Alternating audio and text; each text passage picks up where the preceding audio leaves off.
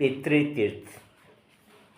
5 महातीर्थों में पहला है पितृतीर्थ। नरोत्तर नामक एक तपस्वी ब्राह्मण था। वह माता पिता की सेवा छोड़कर तीर्थ यात्रा के लिए निकल पड़ा। तीर्थ सेवन की महिमा से उसके गीले कपड़े आकाश में सूखते थे। इस चमत्कार से उसके मन में अभिमान उत्पन्न हो गया। वह आकाश की ओर देखते कहने लगा, मेरे समान दूसरा तपस्वी कौन है जिसके वस्त्र आकाश में सूखते हैं। इस वाक्य के पूरा होते होते उसके मुंह पर बगुले ने बीट कर दी।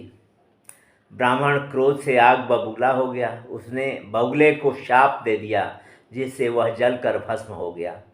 इस शाप से ब्राह्मण की तपस्या नष्ट हो गई, जिससे उसके वस्त्रों का आकाश में सूखना बंद हो गया।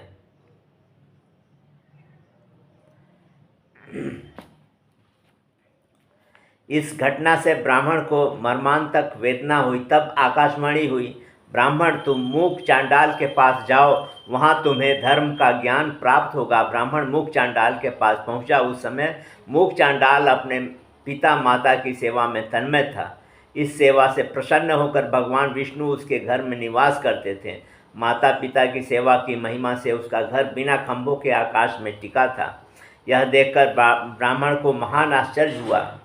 उसके मूक चांडाल से आकाशवाणी की बात सुनाई और प्रार्थना की कि आप मुझे ज्ञान का उपदेश दें। मूक ने नम्रता के साथ कहा, देवता आप थोड़ी देर प्रतीक्षा कीजिए, मेरी सेवा से माता पिता को संतोष हो जाएगा, तब मैं आपकी सेवा करूंगा।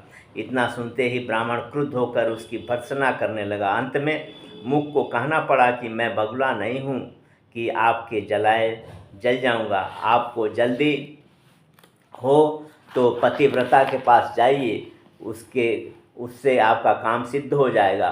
ब्राह्मण जब पतिव्रता के घर की ओर बढ़ा, तब विष्णु भगवान जो ब्राह्मण के रूप में मूक के घर में बैठे थे, उसके साथ हो लिए।